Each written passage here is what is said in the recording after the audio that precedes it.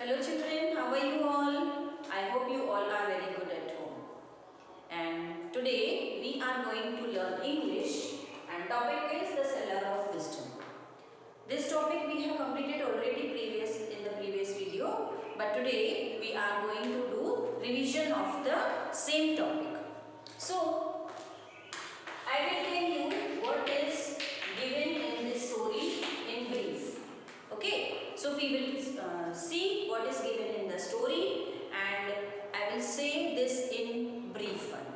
So first of all we will read what is given in the story. There once lived a short little preacher in the Turkish town. So here the cellar of wisdom is given there and it is given here that in Turkish town once there is a man lived and his name was Nasruddin Hoda.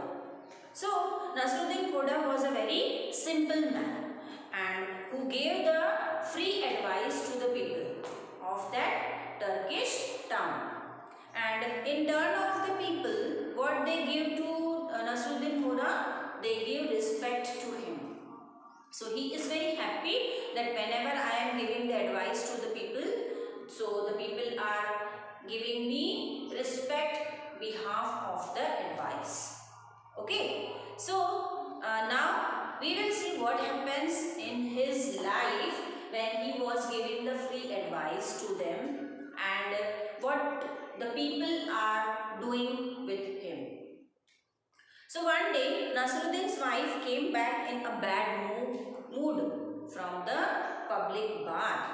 So in the villages, you all of you know that there is a river or we can say the public bathroom and all the ladies or we can say all the men are going there separately for taking the bath.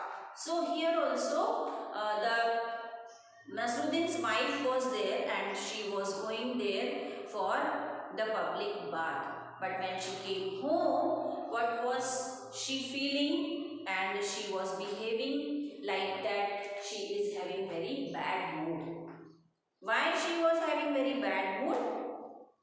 She has gone there to have a bath and relax. Unfortunately, the attendants kept asking her to move from one cubicle to another. So there are separate parts of bathing. It means in earlier days there was a very casteism. So some people are giving them that you have to do bath here and you have to do bath there. So like this there was there and when Nasruddin's wife was taking their bath, so some people of that town, they were telling to Nasruddin's wife that you go and you have to take bath in that bathroom. Why? Because they wanted to give the best ones to the wives and daughters of merchant. They annoyed the good lady a great deal. She believed that only merchants were of any important. So now in that town they are distributing the category wise of the people.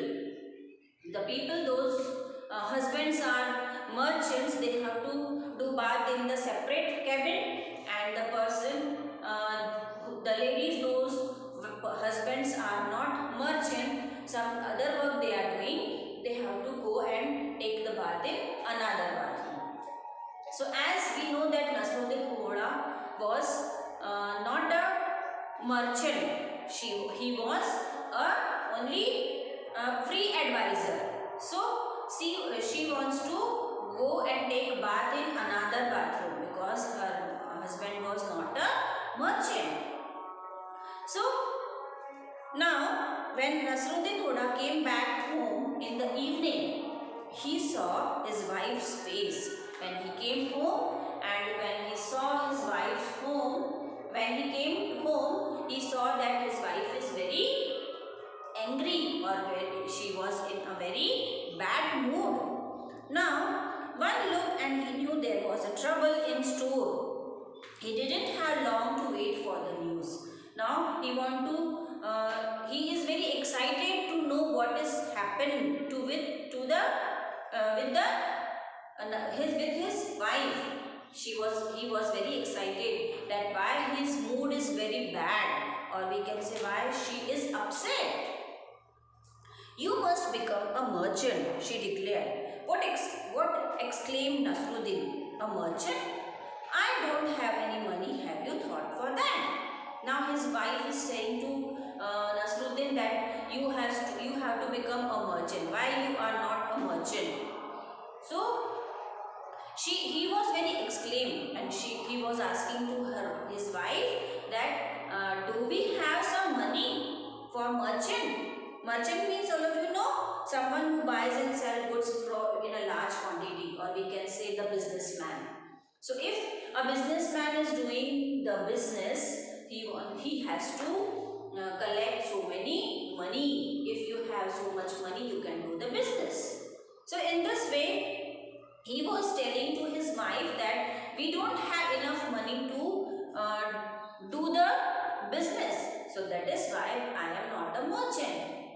And his wife is saying that you don't know what is the importance of a merchant's wife, because she has insulted today in that public bath. So, money or no money, said his wife firmly. Now, his wife is in a very bad mood. So, she said that money or no money, because we don't have money. Okay.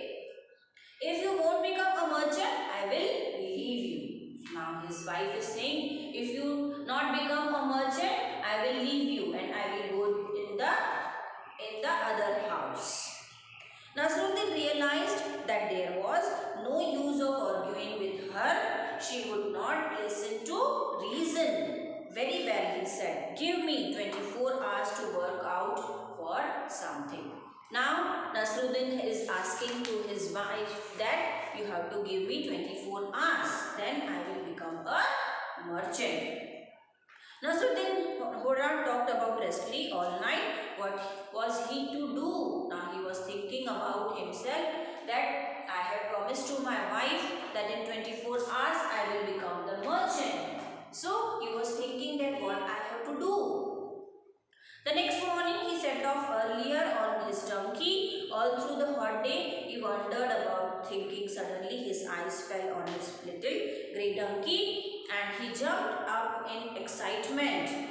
Maybe he could sell the donkey and get some money. Now next day in the morning he went to the market, and with his donkey he was there. So while going from his house to market, he was thinking what to do, what to do, what to do. So he has an idea. And what idea was that? That he has to sell his donkey. He rode to the market and sold his donkey to a man. Now he is selling his donkey to a man. So behalf of donkey, what he got? After much haggling, he got 20 gold coins for the animals. So in place of donkey, he got 20 gold coins. He was enough to rent out a stall in the market for a month. He had no money left to get anything to sell. Now, he don't have money. So with that 20 gold coins, what he has done? He took a shop in the market. Okay, or we can say in a stall in a market. But in that stall, nothing is there to sell. So what he will sell? But for 1 month, he got that stall for a rent. Next morning, Nasruddin Hukka opened a shop in the market. Unlike other merchants, he had nothing to sell. Instead, he had an earthen pot in one corner. So, in his stall, nothing was there to sell, but only one earthen pot is there, and he has kept that pot in the stall. Nasruddin Hukka rolled up the shutter in the morning and shut them in the night. So daily what he was doing? He is opening the shutter and in the morning and closing the shutter at the night, because he don't have anything to sell. Then what he will sell? His wife, like those of other merchants, now got special attention in the public bath. Now his wife is feeling very proud, because now her husband is a merchant. So he is getting a very respect in that public bath. Day after day, he sat in his empty shop. He spent the day nodding at the passers-by and exchanging bits of news with those who stopped to chat. People were amused to see him but were used to his strange ways. Now daily what Nasruddin is doing? He is going to the shop, he is sitting there chatting with the other people, and he was opening the shutter, and at night he is closing the shutter. Nothing is there to sell. So that is why what he is doing? He is only going in the shop and he is only chatting with the people. One day, the mighty Timberland passed by the shop. He stopped at the shop in surprise. "What's this?" he exclaimed. "My clever hookah has a shop with a nodding to sell." Now, one day, Timberland passed by that street, and what he saw? He saw that Nasruddin is having a shop, but he is nothing to sell. Nasruddin Hooker was never at a loss for words. He replied quickly, "What greater good is there than wisdom, Your Majesty?" He pointed at the earthen pot in the corner and added, "It is wisdom I have to sell." Now, that Tamerlan is asking to Nasruddin that nothing is there in your shop. What you are selling? So Nasruddin is replying to that Your Majesty, Tamerlan means he is like a king of that town. So he is saying that Your Majesty, I have my wisdom of words, okay, to sell, and in that earthen pot I have wisdom of words that I am selling. Okay, it is wisdom to have to sell. "And what is the change for one bite of wisdom?" asked Tamerlan. So what is the charge of that wisdom, he is asking. So 1 gold coin was the reply. So Nasruddin said that for 1 wisdom I will take 1 gold coin. मतलब एक अगर advice में देता हूँ तो उसका मैं क्या लूँगा? 1 gold coin. All right, then here is a gold coin. Sell me wisdom for its worth. Now that the Tamerlan is saying that take this 1 gold coin and you have to sell me wisdom for worth. Nasruddin took out a scroll from the pot and wrote a selling on it.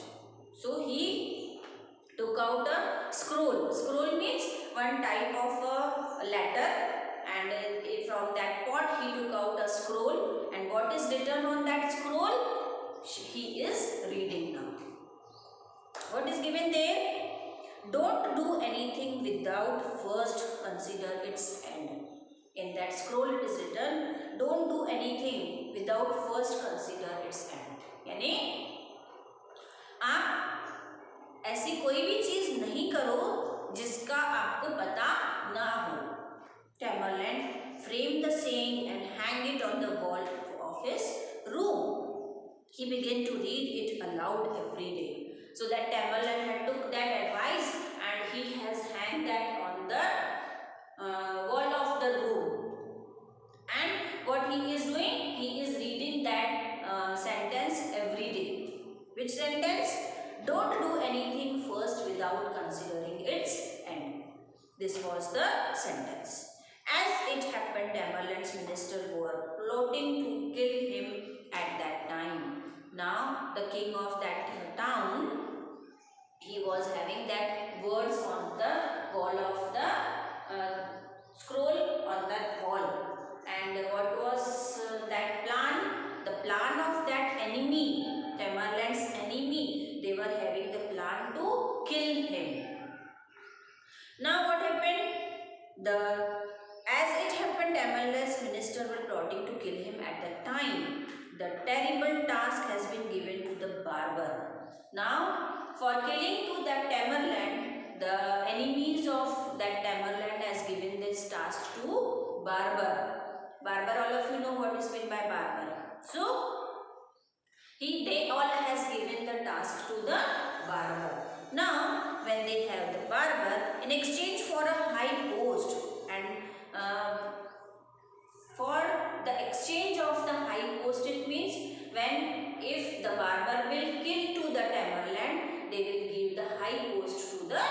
barber.